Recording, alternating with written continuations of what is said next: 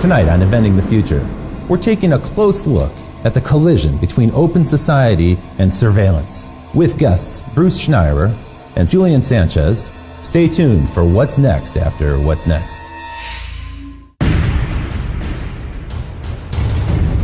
100,000 BC, stone tools. 4,000 BC, the wheel. 9th century AD, gunpowder. 19th century, Eureka, the light bulb. 20th century, the automobile, television, nuclear weapons.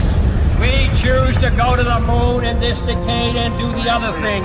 Not because they are easy, but because they are hard. The future doesn't belong to the faint-hearted. It belongs to the brave.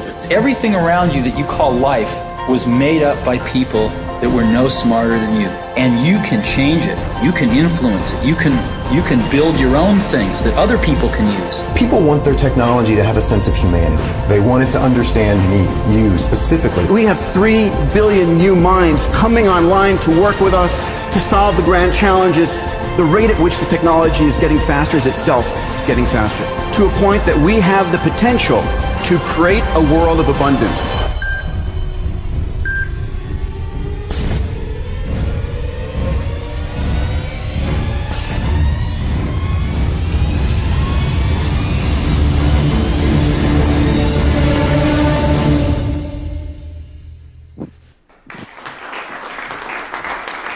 Thank you. Thank you. Well, I'm happy to be back here tonight with Inventing the Future. You know, tonight's show is a little bit different than our usual show. Usually I come out and I talk about technologies that get me really excited, things that are coming in the future that I think hold great promise. Tonight it's going to be a rather different perspective, because it turns out that the digital technologies that so delight us and brought us so much abundance in terms of information and new ways to communicate, new ways to share ideas, well, those technologies also have a dark side to them. And we're going to take a look at that tonight. It turns out that these technologies that are in use around us right now, for instance, you're probably familiar with the idea of a hacker who might be going after your password to your social network account, or maybe your credit card information, or something like that. But it turns out that they have a convention in Las Vegas, yes, just like any organization, the Black Hat Conference. And in 2011, just a couple years ago, one of these hackers presented a paper where he proved that he can actually wirelessly hack into an insulin pump or a heart meter and actually hack it from a distance. In a way, he could send a jolt to that person and commit the perfect crime by killing him in a way that would be totally undetectable. That's a scary thought, and some of the manufacturers are already working on cloaking technologies to prevent that from happening. Just last week, the National Intelligence Estimate was published, and this is a document that details how China has a massive sustained campaign underway right now to hack into multinational corporations. And as it turns out, more than 50 corporations are under almost constant assault in this way. More than 50 corporations per week are hacked into at an average of almost 2 times a week. Their internet defenses are successfully penetrated. So this is a real present threat that's happening. And it's not just the overseas threats that are happening. This technology is starting to pervade our life. It's becoming actually scarily commonplace. There are already companies, retailers, that are experimenting with cameras that'll track you as you walk into the store, and they'll compare your face to face images that have been tagged on Facebook, this facial recognition technology that's so prevalent, not just on Facebook, but also Apple and Google and other companies have promoted. And that's not all. Some companies are starting to use this in a way that I feel is almost unfair, where in a job interview situation, a corporation may demand that you relinquish your Facebook credentials or your Twitter account so that they can get a better understanding of your habits and how you communicate and who you're connected to. And that's a little bit Orwellian, I think. And perhaps most creepy of all, just this last week, Raytheon, a major defense contractor, announced a new program called Riot. It's the Rapid Information Overlay technology. What this allows them to do is assess in massive scale people's behavior in social networks so that they can predict future behavior. And this starts to take on a kind of creepy sci-fi theme. Now, some people feel that privacy's over. Just a decade ago, the CEO of Sun Microsystems, Scott McNealy, said this. He said, "You have zero privacy anyway, so folks, get over it." That's the world that he envisioned. We want to hear from you. We'd like to know what you think about this issue. And you can certainly use the hashtag ITF to let us know. I noticed that some people before the show have already started to send in questions on Facebook.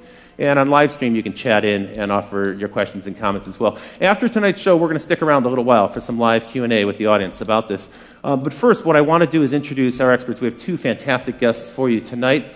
And first, let's bring on stage one of the most renowned security experts in the world, Bruce Schneier. Bruce, welcome to the show. Thanks for joining us. So, you are well known as a kind of a pundit about security and the issues that we're going to talk about tonight. And your services are also in high demand with organizations all over the world. What people might not know is that you have a fantastic newsletter they can sign up for. It's where I learn about these issues, and I've been following it for quite a while. And Bruce also recently published this book, Liars and Outliers. Tell me a little bit about this book. Is this on this topic, or? Well, it is in sort of a meta way. What I'm looking at is the notion of why security exists, and I'm looking at trust. And really, if you think about society, we need trust to make it work. I mean, you got this audience here, and I'm looking at them, and not one of them has jumped up and attacked the person sitting next to them.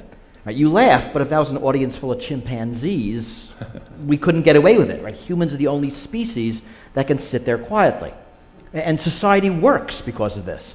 And there's a whole bunch of reasons, right? One of them might want to mug the other person or, steal my iPad back in the dressing room.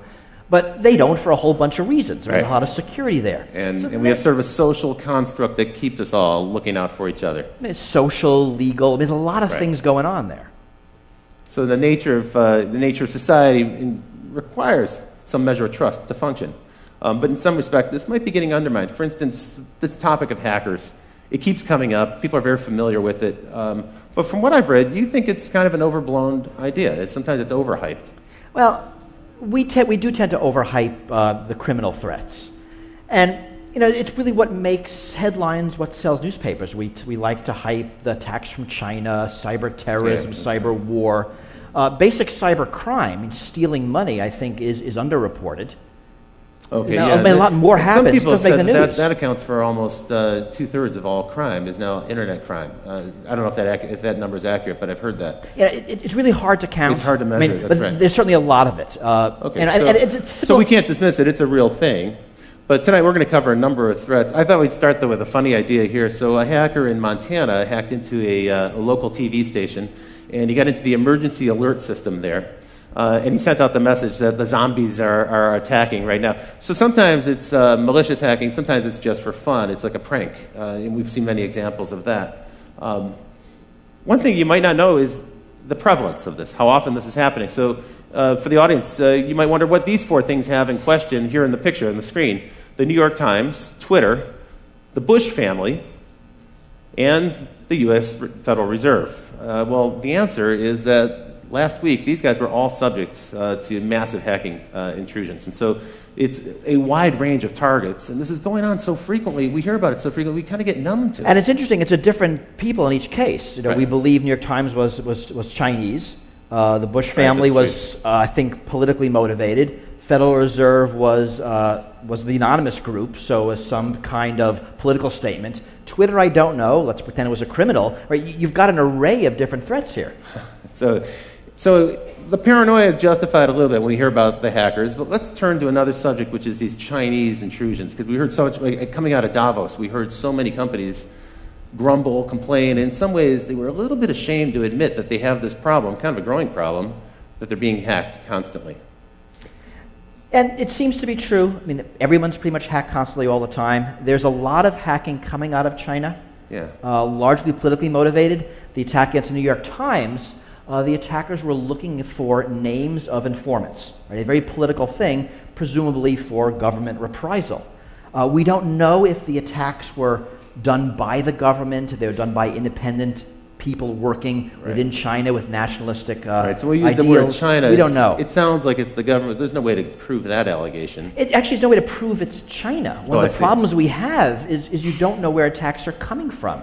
You can't trace an attack backwards. Often when we know from other channels. One of the things that's most chilling about that New York Times hack is that more than 50 computers were actually penetrated, and they stole all the passwords, which means that it's probably likely that some of those computers have a Trojan horse in them somewhere, or a back door that's been opened up where they can come back in any time. It's hard to tell. If you read the reports, and it turns out everyone gets hacked, but if you hack the New York Times, you end up with a 2,400-word newspaper article about it. So we know a lot about this. Okay. They say they caught it early.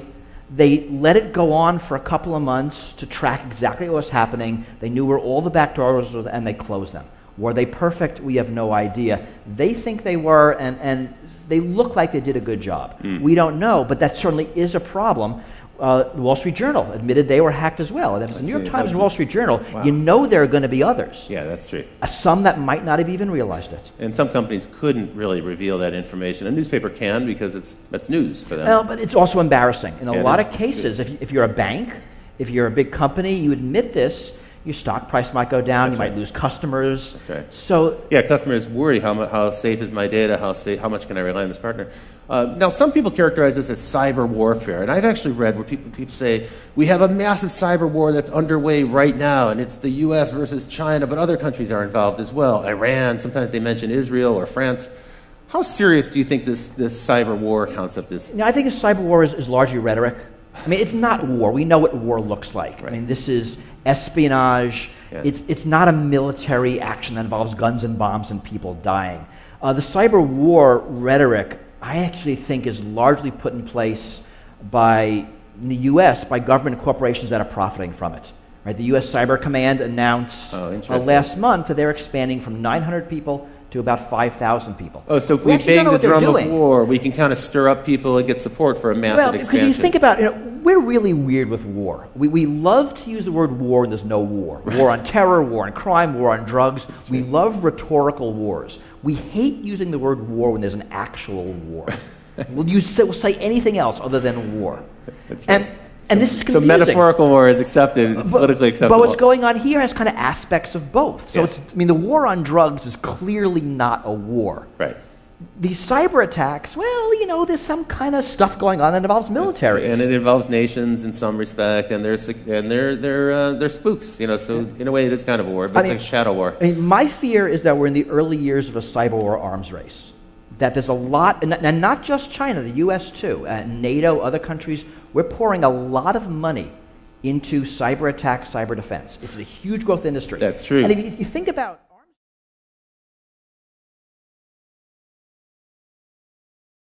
and the drumbeat gets louder every single day. You coined the term wholesale surveillance to describe the way governments are kind of hoovering up data, and in the U.S.'s case, it's frankly because of the massive expansion of Homeland Security after 9/11. Let's take a look at wholesale surveillance by the numbers. So the first number I'm going to show you is 300. This is the number of times a citizen of the United Kingdom is videotaped on average every single day as they pass through the UK. There are about 5 million CCTV cameras in the UK. It's the most heavily surveyed country in the world. 1/3. This number represents the percentage of U.S. Air Force craft that are autonomous drones. Most people are unaware that we have 7,500 drone aircraft in the U.S. Air Force right now, and that number is increasing rapidly. And by the way, the Air Force isn't the only government branch that has drone aircraft. We'll get into drones a bit more. But the number that struck me was 40. 40 is the number of attacks every single day by drones in Afghanistan. I was unaware of this until I started to put together the research for this show. So last year, on average, every day there were 40 drone attacks in Afghanistan. 76, this is the number of nations that are rapidly scrambling to get their own drone Air Force fleet. So soon the United States won't be the only country that has drone aircraft, and they're seeking to either develop the technology themselves or acquire it on the market. Now this big number, 878,000, that's a number of hours of audio that have been recorded in 2012 by the FBI in surveillance here in the United States. And this number is staggering 29 million electronic files that were gathered by the FBI last year in surveillance in the United States. So this is, in some respect, these numbers reflect the massive expansion of electronic surveillance that's happening right now. And to help us talk about this, let me introduce our next guest, who comes to us from Washington, D.C. Folks, it's Julian Sanchez from the Cato Institute. Hi, welcome to the show. Thanks for joining us. So Julian, you actually have been covering these topics on the web as part of your responsibility at the Cato Institute, but also as a journalist for some time. You're an expert in the subject of privacy and law and this electronic surveillance. As far as anyone can be. Okay, well, that's a rapidly evolving topic. One of the things we talked about earlier today, and we're getting ready, was the expansion really began after 9/11. We had kind of a state of emergency. And my observation is it's a permanent state of emergency. It doesn't seem like there's any end in sight. Well, that's right. It's not a conventional war where you beat the enemy and then they're gone. It's a war, in a sense, on a concept terror. And as long as there are angry young men somewhere who hate the United States, there'll be a justification for that threat. That's right. As long as we keep lobbing in Predator drones with Tomahawk missiles, we'll probably create a whole new generation of terrorists who wish to... We don't seem to be running out. Yeah, that's right. Now, tell me a little bit about Homeland Security, which really it's a relatively new thing, but that's been the locus of this big government expansion. And what they really did was they combined a whole bunch of different government departments together under one mandate. Tell me a little bit about the growth of that and then some of the other organizations. Well, that's one part of it. The DHS gets a lot of attention. They're perhaps the most visible in the form of TSA, the people who are groping you as you get on a plane. It's really, though, I think, not the biggest expansion of the surveillance state since 9/11.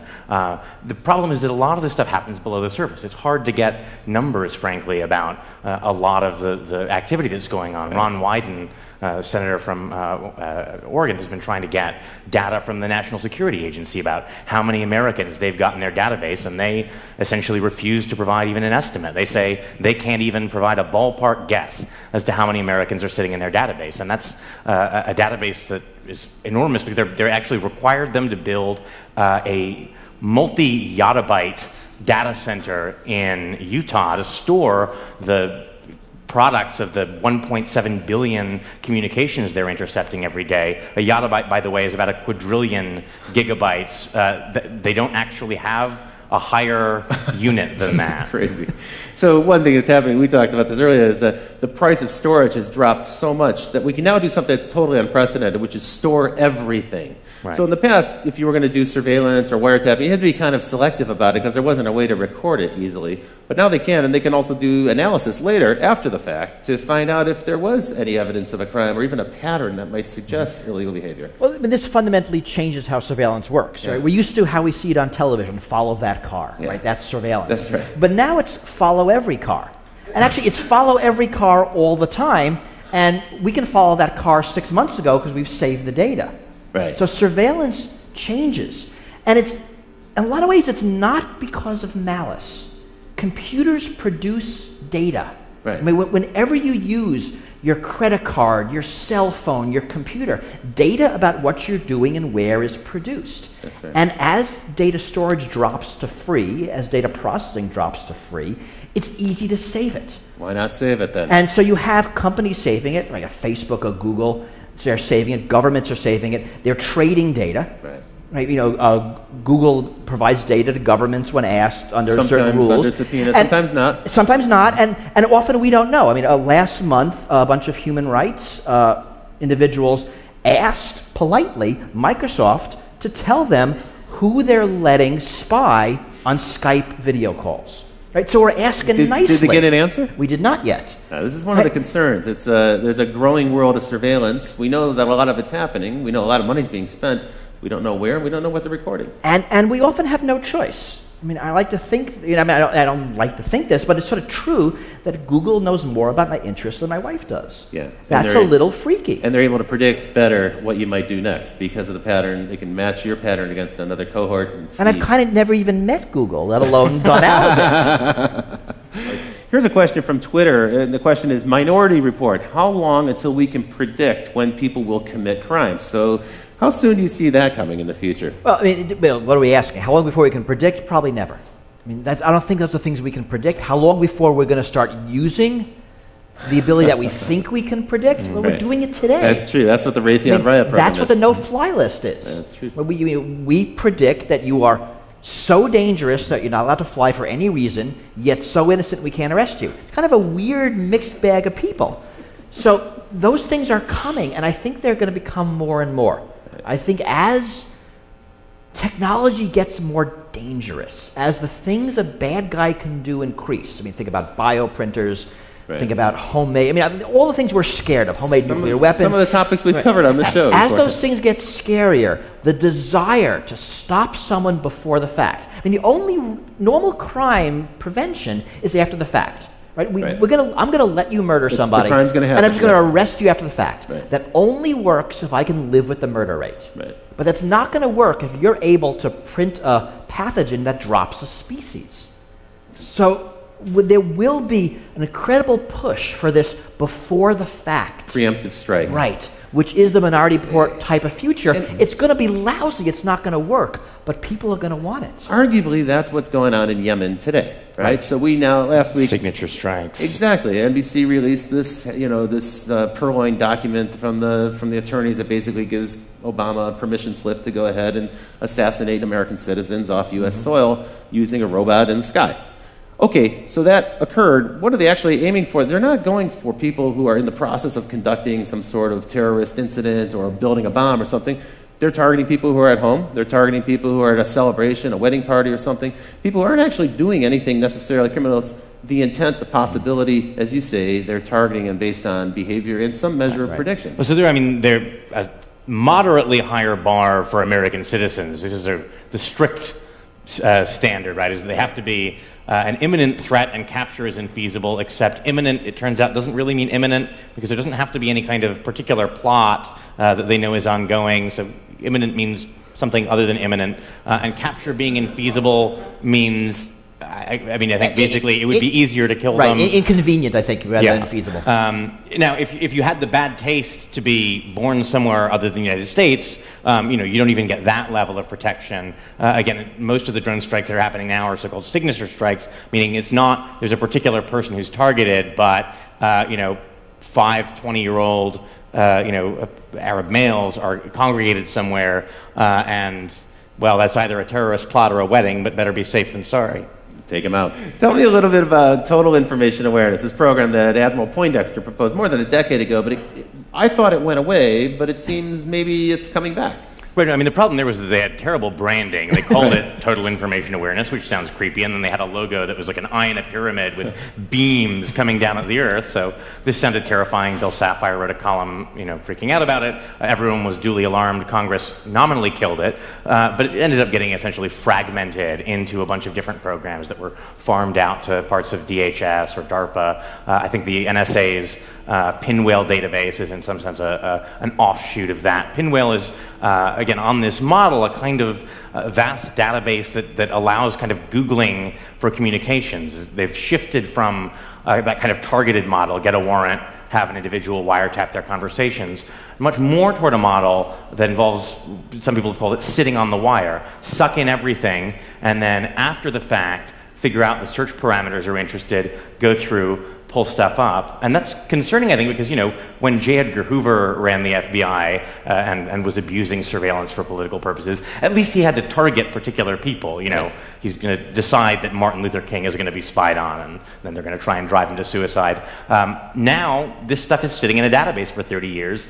If they happen to sweep you up and then in 10 years you're running for Congress, someone can after the fact decide you're worth scrutinizing. It's even conceivable that behavior that's legal today could change in the future, and there'll be some record of it, and that could be embarrassing on one hand, but it even might be that after the fact it's illegal. Or even not. I mean, we all do things that are embarrassing because we're human. Yeah. And, if everything is swept up, then the likelihood of it being uncovered by somebody, and if you can greater. Selectively edit it, we see this now in political campaigns. That's true. Now we're living in a world where pretty much every candidate is followed 24/7 by the opposing party with a camera, because they're going to say something that's embarrassing. Sooner or later, and you got 10 seconds, and it's a beautiful, embarrassing quote, and you run with it. They run like crazy. We know one of the things the intelligence agencies like to do with the fruits of surveillance information is use it to coerce people into becoming informants. The FBI now has 15,000 informants, like 10 times more than Hoover ever had at the peak of COINTELPRO, the kind of vast spying and infiltration network, looking at civil rights and anti-war groups. And one way to do that is to say, hey, we found out that you're having an affair. Why don't you spy on your mosque for us? There was a case here in Chicago, a guy named Ibrahim Mashal, I think.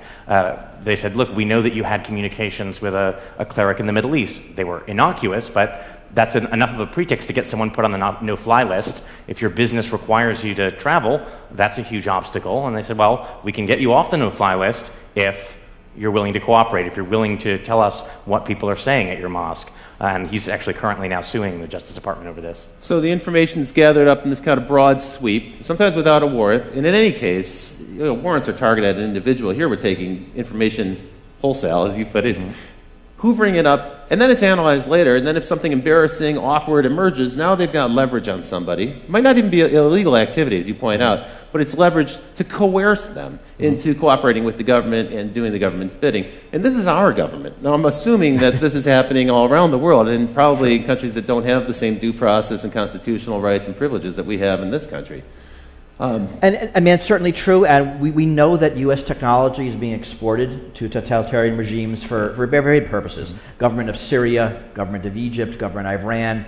We know those technologies are being used to identify people who are blogging, who are tweeting, anti-government. That's right. After the Arab Spring, it's almost a certain bet that every authoritarian government now has a system in place to track those people who are outspoken, bloggers, tweeters, and so forth. Now, Bruce, I put this picture in for you. So why don't we go to this picture full, Ken, if we can show this to the audience. It says, premises protected by a false sense of security. You coined the term security theater. And tell me a little bit about that, because this is how most Americans experience the federal government most frequently now. Is as we go through an airport, we get an encounter with a federal official, right? I mean, it's actually amazing that for most of us, the way we interact with national security is the TSA at airports. Yeah. So security theater is security that looks good but doesn't do anything. So a great example is, I don't know if people remember, right after 9/11, if you were flying, you saw National Guard troops at airports. They were just after security checkpoints. They were on a rubber mat. They had uniforms, carrying a big gun. They were like 20. I mean, they were kids. Those guns had no bullets. Because, I mean, right, they were kids. They wouldn't want to, this would be dangerous. That's right, security theater. It looks good. It might make you feel better, but it's not gonna do anything. Has the TSA program been effective? I mean, are there that many people trying to smuggle weapons on airplanes? Are they going to repeat the same attacks of 9/11? So it seems not. I mean, I always think of the game this way, right? It's sort of us versus the terrorists. So we screen for guns and bombs, and the terrorists use box cutters. We take away box cutters, they put a bomb in their shoes. We screen shoes, they use liquids. We limit liquids, they put a bomb in their underwear. We have full body scanners. They're going to do something else, right? This is actually a dumb game. It is dumb game. Right? It's like shutting the gate after the horse is gone. I mean, so the smart game is you pick your attack, I pick my defense, and we see who wins. The dumb game is I pick my defense, you look at my defense, you pick your attack to bypass the defense, and right? So it seems that the TSA has largely been irrelevant, and they will talk about their success stories, and it's how many knives they take away, and they found somebody wearing a fake army uniform, and they confiscated a snake. I mean, this stuff is actually on their website, and they're proud of it. They used to show some of the confiscated weapons in the early days, but I think that's tapered off now because most people have learned don't bring a weapon. Or people do forget. I mean, people do bring guns on airplanes because they forget. It is kind of weird. You'd think everyone would know by now. But also, people buy souvenirs, and there's like a knife in the wooden statue, and they didn't realize it. That's true. Snow globes are now legal again. I mean, you couldn't bring snow globes on airplanes. We're not actually sure why, but now they're okay. So all you snow globe collectors can. I mean, and the sort of elephant not in the room here, right, is that there's just a limited number of terrorists. This is like a line of work where if you're really competent, you blow yourself up. It's a sort of anti-Darwinian effect. And so what we find is that no one wants to admit this because there's hundreds of billions of dollars in grants from Homeland Security and then contracts for intelligence contractors and defense contractors. But it increasingly looks like the FBI is being forced to manufacture terrorists so it can give us a sense of success. And I think there's been about 150 sting operations by the FBI that have resulted in convictions since in the decade after 9/11, and at least a third of those cases, and maybe more, these are cases where the weaponry, the funding, and the actual plan all were provided by the FBI informant. These are mostly, again, the world is full of young, angry people who spout off on the internet and are easily led enough or mentally disturbed enough that if you give them a plan and a bomb, they'll make the motions of following through. It's not clear that these are people who are otherwise dangerous. So in a way, we're manufacturing our own terrorists just to give ourselves the illusion that this is an effective program. That does seem to be true. I mean, where there are successes is intelligence in operations. We actually are looking at for the bad people. And when you look at something like airport security, it only makes sense to focus on the plot, right? A liquid, a shoe bomb. If plots are few and targets are few, right? If all we do by spending billions on shoe scanning is to force the terrorists to make a minor change in their tactic, right? We're wasting our money. Yeah, and we're wasting everybody's time. And that's fundamentally the problem. Right. And it's inefficient on a massive scale. Speaking of inefficiency, these scanners that we're looking at, the rapid scans, now I guess they're going to phase them out of the airports because they've been proven to be ineffective. After radiating us for a couple of years, now they're finding out that doesn't actually thwart any kind of criminal activity. And because some of these makers of these things fell through on contracts that were supposed to allow them to use a blob to show objects instead of actually showing you naked. But there's a bit of poetic justice. They're apparently being repurposed at the entrances to various federal agencies. So, right, they're actually not going away. That's important. That's right. And all the full body scanners aren't going away. There are several technologies. Yeah. And the millimeter wave is staying, so holding your hands up and being scanned is not going away. Just a particular radiation technology, because the one company wasn't able to do some of their anonymization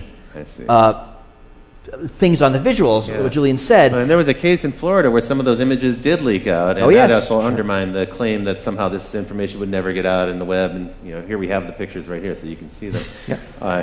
Well, now let's take us down to the local scale. And so, as it turns out, it isn't just our federal government that's out there combating terrorists or maybe other nations, we don't really know, in some shadowy cyber war. But actually, in a weird way, I think the DHS has kind of co-opted your local police force. They've turned them into deputies of this national effort to find terrorists. Talk a little bit about the spread of Homeland Security dollars to local police forces. Well, so I think we'll maybe get to fusion centers in more detail later, but there's lots of federal money out there. If you say you want to run a counterterror program, you may not have terrorists, but that's no reason to turn down the money. Right. So we find fusion centers, for example, something like $250 billion in grants that went out, supposedly for counterterror. A 2-year Senate investigation found that they never actually produced a single shred of actionable, useful intelligence about terrorism. It did end up buying a lot of Range Rovers for local sheriff's departments, plasma TVs so that they could display the Fusion Center calendar and watch cable news in San Diego. DHS has given out, I think, $50 million in grants for local police departments to photograph license plates. To your point earlier, in a wholesale level, not going after an individual car or doing it as they drive by on patrol, but they're setting up cameras now in different. I know in San Diego they're doing this on a massive scale. They're just routinely photographing the license plate of every car on the freeway that goes by. There's a lot of technology. It's license plates. It's all the CCTV cameras. You produce the UK number. We know better. There's cameras everywhere in the United States also. That's right. A lot of cities have them in intersections where they're automatically scooping up camera license plates. Again, that's being saved. The money's being used for other surveillance, for cell phone surveillance, for just collecting up lots of data. And we'll get into cell phones in a minute. But because it's data, it sloshes around. I mean, this is the fundamental problem. It doesn't matter who collects it. That's true. Once it's in the system, it goes into a fusion center, it goes into the NSA's computers, it goes into some marketing computer, and the data stays. And it's very hard to get rid of it. And now it's being used for all sorts of purposes. And we have no control over it, or really even any visibility into what data is collected. We don't know how it's being used or who's using it. We also don't know when it's going to come back to haunt us, because it may turn out a few years later something that you did was of interest to them, and they may have been tracking you for quite some time. You're probably taping this show. I'm sure we are. So there are billions at stake, and it's a rapidly growing business.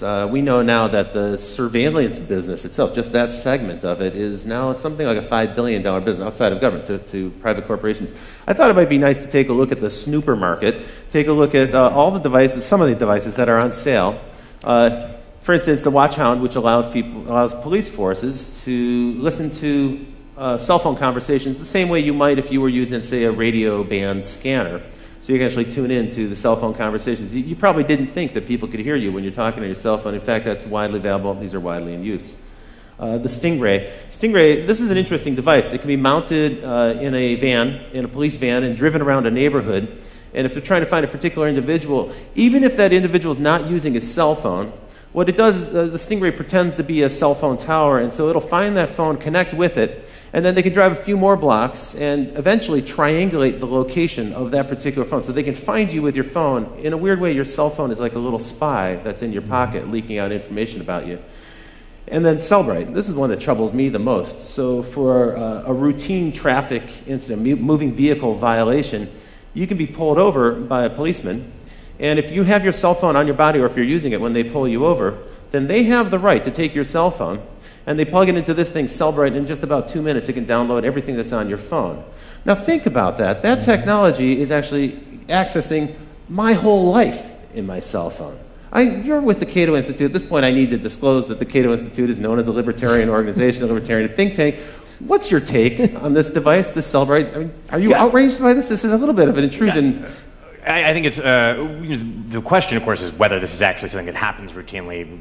We don't know what a court would say about a situation like this, but certainly the setup is there. The Supreme Court has held that it's not just felonies that a police officer can arrest you for. It's any crime, including not having your seatbelt buckled or a traffic violation. It's up to their discretion whether to perform an arrest, and then once they've decided to arrest you, there's a Fourth Amendment exemption for searches incident to arrest. It's certainly not beyond the realm of possibility that they could decide that that is covered within the scope of a search incident to arrest, and effectively use a pretextual stop to gather a full record of your electronic life. I've also heard that when you enter the U.S., sometimes Customs and Border Security will do the same with laptop computers, cell phones, and so forth. And usually, you're right, it's for an individual of interest to them. Not necessarily a suspect, but it might be someone we know of, documentary filmmakers and volunteers who work on organizations, even people affiliated with Aaron Swartz have been detained in this way and seen their electronics moved down. Well, and the privacy watchdog at DHS actually just issued a finding that suspicionless searches of laptops and other electronic devices basically should be allowed to continue. No reasonable suspicion of any kind is necessary. And they concluded bizarrely that there would be no civil liberties benefit to curtailing these searches at the border. And border search here is sort of a term of art. It's also their view that the sort of constitution-free zone extends for about 100 miles in from the border. And the Constitution-free zone. Not a phrase I'd heard before. Remember, this is all temporary. I mean, so what's the outrage here? That my phone has my email, my contacts, my calendar, my life. Potentially my credit card information could be stored. But think about what's really happening. I have a smartphone. It's probably that Google has my email, my calendar, my contacts. Right? It's just in a convenient cell phone shaped package for me to carry around with me. You're right. If the police wanted it, they could just go get it. Go get it elsewhere. That's true. I mean, so data's moving around. One of the problems with these debates is we always focus on one thing. We focus on cameras, focus on cell phones, we focus on CCTV. Whereas the problem is everything put together. Right? It's not drones, it's drones with cameras. It's not drones with cameras. It's drones with cameras and face recognition, the ability to track between different drones and day-to-day, tie that back to databases so you can see in real time from a drone everybody's name and income level as they walk around town. This is a terrifying prospect. In a way, getting your data from the phone is super inefficient because, one, the person knows that you've done it, probably. They see you plugging their phone into something, and you have to only get one person at a time's data. What a drag. Unfortunately, since a series of sort of misguided rulings from the late 70s, Fourth Amendment doctrine is that once your data is in third-party hands, once it's Google or Facebook holding on to it, in principle, that's now their business records. You've surrendered your Fourth Amendment privacy interest. And so a lot of that data that we naturally expect to be protected by the Fourth Amendment's requirement of a warrant issued by a judge isn't protected in that way and can be gained. People are totally unaware of that. That actually pertains to your Gmail account, for instance, which is stored on Google servers or any other but pretty much everything these days. I mean, cloud computing, we have our pictures somewhere, our emails somewhere. All of our data is very rarely on our devices That's now. really true. It's really Increasingly, elsewhere as we become because it mobile. makes a lot of sense. But now, as Julian said, It's a the vulnerability. rules no longer apply that protect them. In a weird way, our protections, our First Amendment, Fourth Amendment protections haven't really caught up with the 21st century. Not even close. And the technology is evolving much faster than laws ever will. Let's bring it right back home here in Illinois. You were shooting the show here in Chicago, and you may be unaware that right here in Illinois, there are 91 organizations working on counterterrorism efforts. And what's interesting about that number of 91 is that more than 3/4 of them didn't exist before 9/11. So these are brand new organizations that are involved in some way or another in surveillance. That's why we call it Illinois, the land of surveillance. Welcome to this place. What we happen to have here is 2 fusion centers. You talked a little bit about these. Here's a really ugly diagram from the government. It's non-confidential, so it's been released for us to show to you tonight. And tell me a little bit more about these fusion centers. In your view, they haven't been very effective. Right. Well, in the view of a bipartisan report that the Senate put out, despite years of being assured that these were a proven vital tool. The theory was you synthesize information from local law enforcement, lots of different agencies, bring that together with information at the federal level, information that various intelligence agencies have gathered, and this will give you a better window into incipient terrorist groups. Of course, right after 9/11, we assumed there had to be lots of other sleeper cells waiting to strike, and it seems to be that's not the case, and so you've got a lot of people looking for something that doesn't appear to be there. The sort of history of intelligence suggests that, unfortunately, the problem is if the thing that you are convinced is there isn't there, you just keep looking harder. It's true, and redouble your efforts and argue in the future. We need more resources to go after this. Yeah. One of the funny ironies that I think has emerged here is a statement that actually was made by Julian Assange, and we put on this picture here. We got this picture from the web, but it's actually worth zooming into. So if we can put this on screen for the folks at home. You have Julian Assange of WikiLeaks, and he's saying, "I give private information to the public for free, and I'm a villain." Meanwhile, Mark Zuckerberg of Facebook, well, he's taking your personal information and he's providing it to private enterprise for money, and he's the man of the year. Your take on this is slightly different, I think. You're not going to go with this parody 100%. Well, it's funnier than it is true. I mean, right. Just sort of for reasons of greed, basically. Zuckerberg wants to keep your information, so the corporations have to keep coming back to him to target their ads. You give out all that information, they don't need you. But these companies, and it's not just Facebook, it's also Google, it's also Apple, they're subject to literally thousands of subpoenas and these really creepy national security letters. Yeah. Can you tell us a little bit about that? Because I think a lot of people are unaware of what an NSL actually is. So national security letters, they're a tool that existed in a much more limited form before 9/11, were in a series of stages expanded. They allow FBI agents, basically the head of any one of 52 FBI field offices, to authorize without judicial supervision or approval the seizure basically of non-content telecommunications records and financial records. And financial records now has been expanded to mean any record from anyone that uses money, essentially. And Obama, when he was campaigning, said he wanted to do away with these. He wanted to do away with national security letters being used to seize sensitive information about people who are not even suspected of a crime. They're really used in a kind of 6 degrees of separation way to say, well, we have one target, let's look at everyone they're friends with and let's look at who they're emailing and what websites they're visiting, so we can get a kind of social graph or pattern out of it. Actually, in 2010, the Obama administration broke Bush's record for the number issued. It was about 26,000, only pertaining to Americans. And the number of people affected, it was more than 14,000. Again, that's only Americans, and it doesn't include national security letters for basic information, like, who is associated with a certain IP address. This is only more detailed transactional logs. So there's no warrant, there's no judge involved, there's no secret court that you have to go to. You don't have to show any evidence. In fact, you can use these to troll for evidence and then go back to the court and say, well, now we've got the evidence we were looking for thanks to the NSL, and now please give us the warrant so we can go after these people. And there's a lot of belief that's happening. And to Google's credit, they will say quarterly how much of these they're getting. I mean, they'll tell us. They don't give us details. Twitter has also pushed back, right? And even some telcos have, not our very big ones, they seem to have kind of been co-opted by the government. A lot of companies will not tell us at all how many of them they get, whether they comply, how much they comply. It is all very secret.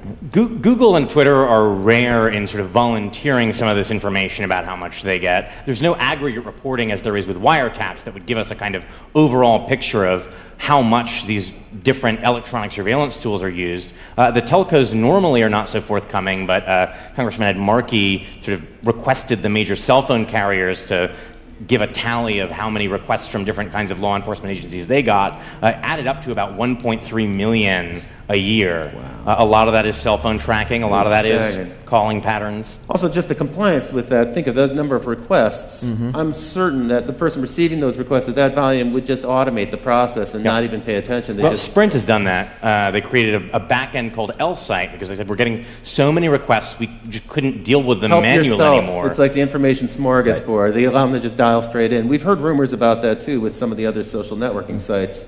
Kind of a creepy thought. One question here comes in, have you developed your own ways to combat or accept this new world order of constant surveillance? So I guess the question pertains to you guys. What do you do in your own lives to keep your lives private and secret? I mean, what we do is around the edges. Right. What can you do? You can not have a credit card. You can not have a cell phone. You can not go outside. You can live in a cave. I mean, they kind of make no sense.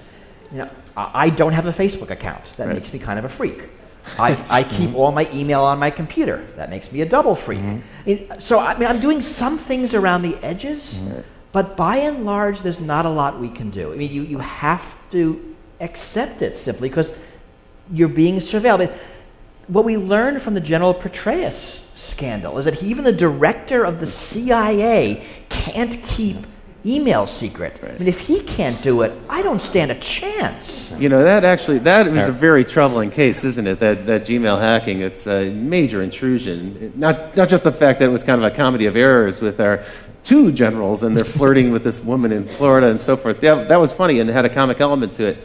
But in fact, this Gmail hacking by the FBI, with really no pretext, no evidence of criminality, and they trolled through until they found some evidence of something that they could hold him accountable for. It's bizarre on a couple levels. It nominally started as an investigation into cyber stalking, meaning she'd sent some harassing, Paula Broadwell had sent some harassing emails to a woman who was friends with Petraeus. This is not normally the kind of thing the FBI would involve itself in at all. Having tracked these emails back to Broadwell, because again, you're never private, she had used an anonymous Gmail account, but then logged in from the same IP address to her real Gmail account. Even if you're using stuff like something like Tor, usually the IP address is persistent over time. So if you log into anything that's connected to you within that window, you can be traced back again. They can link those two things. And then having figured out who sent the emails, if that was they decided, I think, ultimately that actually the emails didn't rise to the level of criminal harassment, but having identified who sent them, instead of then confronting Broadwell, they decided to do a phishing expedition through all of her email. And it's not clear what conceivable connection that had to the thing that they were supposed to be investigating. So at that point, the supervisors, when they found no evidence of criminality, they should have called the investigation off, and they didn't. That seems like a real breach. We'll probably hear more about that story. I need to move on. I'm loving the conversation, but we have to get into what's next. So in this show, we like to talk about what's now and what's next, and then what comes next. The next things we're going to talk about are drones, phones, and super cookies. And it gets creepier, folks. So check this out. Predator drone, you're familiar with these. They've been in use since 2001. There's one on display at the National Air and Science Museum, so they're already kind of a part of American history. Massive expansion to that program. But as Bruce mentioned just a minute ago, the scientists from DARPA have been experimenting with different ways to modify these. There's all sorts of new, weird versions of drones that'll be coming out in the near future. One of them is called Argus, and what they've done is they've taken 368 of those cell phone cameras, the 5 or 10 megapixel camera that's on your cell phone today, and they've assembled those into sort of a beach ball shape mounting. And they can put that at the front of one of these drones. And this Argus program then allows that drone to hover over a particular place and record everything that's happening on the ground. Now, the device itself, the drone itself, has literally millions of terabytes of storage on board, but they're also streaming that data out down to the ground. And so in real time, someone who's back in the base station can see an image kind of like this. It's a composite image of all those different eyes in the sky, and they can start to see what's happening on the ground. But what's even more troubling, because of the degree of accuracy in each of those cameras, is that they can zoom in. And they can actually, today, get to a level of detail that allows them to see, from 14,000 feet in the air, a 6-inch long object. They can also, using gait analysis technology, face recognition, some of the other technologies you mentioned, they can actually start to identify the people on the ground. Today, these technologies are being used in Afghanistan to fight the war there. Tomorrow, those drones will be in the United States.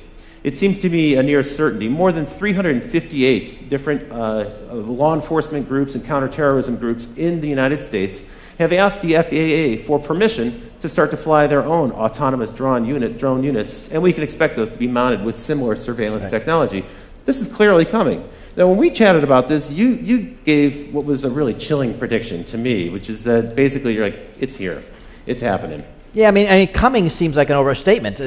We used drones this week to hunt down that California cop killer who was holed up in his mountain hideout. Right. And they're being used in cities. That's right. I think we have a picture here of well, these are some of the cheap ones that are coming, but here we have the Border Patrol.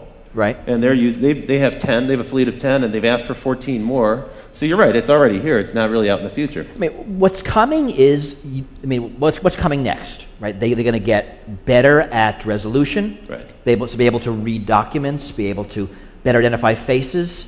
And once you identify faces, you have a lot of good public face databases. Facebook has a phenomenal database of tagged photos. Thanks to your friends who tagged you, you'll now be identified by the drone in the sky when you leave the house. Even if you're not on Facebook. I mean, it's not like you're their customer. Right? I don't have a Facebook account. There are tagged photos of me on Facebook. They have really a network of my friends there because they'll pull people's address books. So 5 years out, what do you expect to be the case? There'll be drones in every city. There will be. So my expectation is that there will be drones everywhere 24/7. I mean, it's not going to make sense for companies to fly their own drone fleets. There's going to be, Drones Over America Inc. And they'll have drones everywhere, and like Google Street View, it'll be drones sky view real time, and you just rent time on it. You get what you want. Like a backbone internet provider, you'll just lease capacity on the drone. Because that's surveillance for hire. But that's a smart way to do it. I mean, you have that now with satellites. So if you're a company that, I'm making this up, wants to sell lawn care products, you can get a map, you can overlay it with addresses, see who has crappy lawns, so you now can call them. So it's all the data being collected and overlaid with other data. So we can identify people, we can collect it, market it with databases, we can integrate it with cell phone data, which, as you mentioned, is location data, and also data about who you're interacting with. And now, whether you're a government or a corporation, you can collect people who aren't your customers, for everybody, a lot of data about them, which allows you to market to them. That's true. And for commercial purposes, there's many good uses, right? Real estate people want to understand where traffic patterns are going. Retailers want to see how much foot traffic and car traffic. There are weird uses, right? I mean, there's a lot being talked about now about personalized billboards, that a billboard will see you walk by. Now they can recognize your gender really quickly, and they can give you an ad that you might like better. Wow. But if they now know you by name, the same ad now follows you around town. That is... And then onto Facebook and onto Google, and it gets really weird. It sounds like science fiction. So for one of the things you're leading up to, you've already foreshadowed a little bit, is the combination of these eyes in the sky, and frankly eyes everywhere. Every building will have cameras on and so forth. All that information now is going to be networked. Previously, the CCTV cameras weren't networked, but now they're networked. And we can cross-reference that with your location data. So your phone in your pocket, as I said earlier, it's a spy. It's really like little brother is watching you. You're carrying little brother around with you. That's leading us into this wonderful new world of behavior tracking. This is the white-hot center of online advertising at this point. It's the hottest field for online marketing, where we can actually kind of predict patterns of behavior, predict who we can market to next, some of the things you were just alluding to. Tell me a little bit about super cookies. Here we've got a goofy picture of super cookies, but this is actually kind of a creepy new development in browser technology.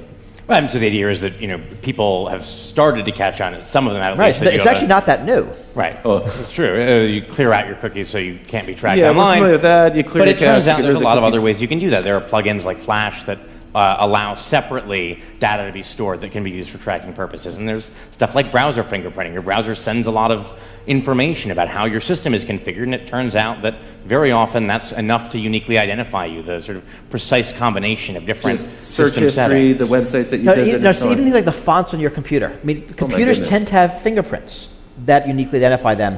What we're really learning is, and it's worse on something like a smartphone, that it's really, really hard, probably impossible, to not be tracked. That even if you do all the things right, enough happens around you that the data is being collected. Right. And then, of course, once it's collected, and it's you don't know where it goes. Right. It's the future of advertising. Even the Magic Kingdom is using a kind of technology. This is an example from Disneyland where your family can have a RFID bracelet, a little radio frequency tag bracelet that they can wear, so your kids can run around Disneyland and you can kind of identify them. But that's not the only people who are watching. It turns out Disneyland loves this because they can now track traffic flows within the theme park, and they can see if you're spending more time in Tomorrowland than Frontierland and so forth. They also know if dad is spending time drinking a beer while his kids are on the rides. It also means that the different Disney characters can greet you by name because they'll see your name on some device that they're holding, and they can actually say hello, which for parents who've taught their kids not to talk to strangers who address them by name, this starts to create kind of a weird situation. And I don't know if not to talk to strangers applies to giant ferrets. That's right. Cinderella. Yeah, right. But not really a stranger. You know, my feeling is that this type of technology seems innocuous. Oh, come on, it's Disney. How bad could it be? I think the problem for this is when you have a 6-year-old kid running around with an RFID tag, what you're really doing is conditioning them to submit to this level of surveillance. And you're just getting them used to the idea that everything they do is going to be tracked. And we see it also in schools. I mean, schools are now getting a lot of these things. And they're often being given to schools. For that reason, it acclimates people. So whether it's face recognition technology or fingerprint technology on buses, this is all being sold as... So biometrics is also a part of it. Schools are very dangerous. There's shootings every day. Your kid has a 1 in 2 chance of dying in a shooting. Whatever our fears are, they're being sold to us to mollify them. And it does get kids used to this sort of a ubiquitous surveillance. That it's normal. I mean, this is one of the things that the TSA security theater actually is effective at. I mean, if you think about the opening scenes of that George Clooney movie, Up in the Air, where he's just absolutely seamlessly, almost ballet-like, whipping his laptop out, sliding his shoes off. I mean, it's all this sort of choreographed dance, and it reminds me of this idea that of the French philosopher Michel Foucault talked about, that there's forms of surveillance that create docile bodies. That by being observed, that we are trained to follow the path of least resistance, which is to say, train ourselves to automatically go through the procedures that expose us to the TSA guy with the least amount of hassle. I mean, they do a good job of encouraging this, right? Well, you don't have to go through the naked scanner. You can instead get terribly groped. Well, no, the easier thing to do is submit to the naked scanner. Yeah. And it's a form of training. That's true. I think that's very true. You know, I was a young man. I had the opportunity to live in Berlin, and I spent time in East Berlin and East Germany and elsewhere in the East Bloc. And this was the one thing I took away from that experience, is when you live under constant surveillance and you don't know who's working for the government, they all might be spies, you never really know, people become apathetic and they stop trying. Well, but also, you change. I mean, I remember in the years of 9/11, I'll be talking to a friend on the phone, and we say something because we're talking about security, and one of us says, wow, I hope the NSA isn't listening. We both laugh because it's a funny joke, but the conversation changes. That's true. The fact that you might be observed in all things changes how you act. It makes you less of a free person.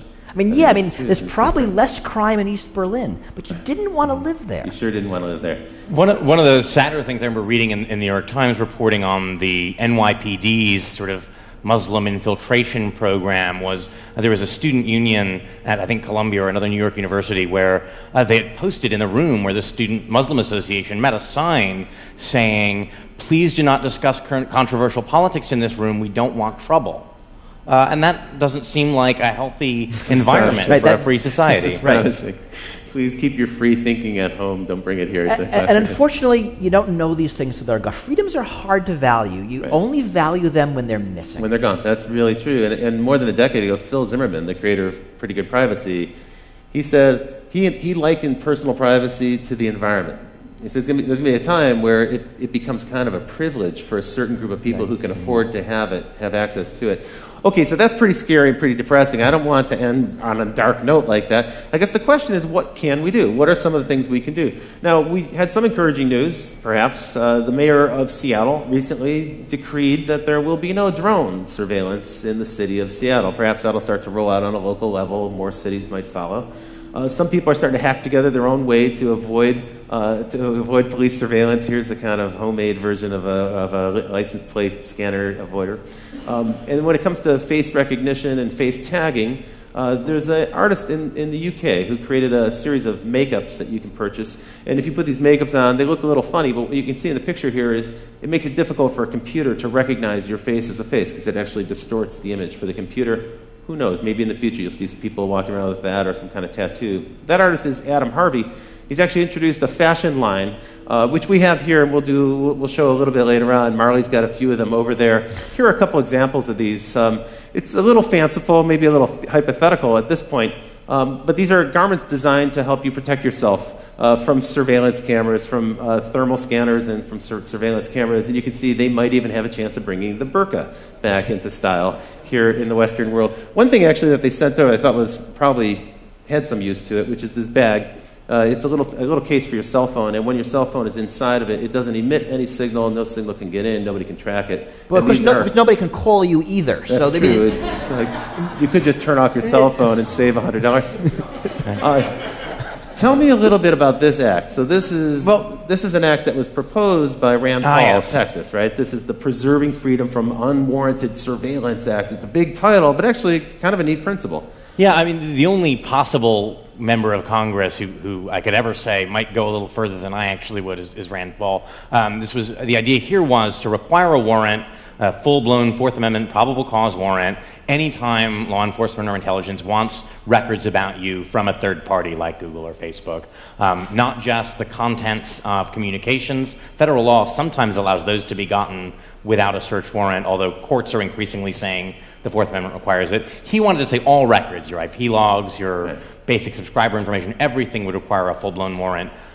That seems like a little much. I mean, they need something that they can get first so they can build the evidence they need to go to a judge for a warrant. But it's actually a very hard question where to draw those lines. What is sensitive information? Because even something like an IP address or email headers can reveal stuff about your political associations, which the Supreme Court has said is protected under certain circumstances. You can't force a controversial political organization like the NAACP to reveal who their members are to the government. That's a pretty tall order. But unfortunately, right, this bill died in committee, right? I mean, the bill and all of the technologies you talked about, if you think about it, they're really around the edges. When you think about what we can do, the unfortunate answer is kind of not much. And these things are happening. There's a drone lobby. There's now a big surveillance technology lobby. I think what we can do is what we're doing here. We need to talk about the issues. We need to make people aware of them.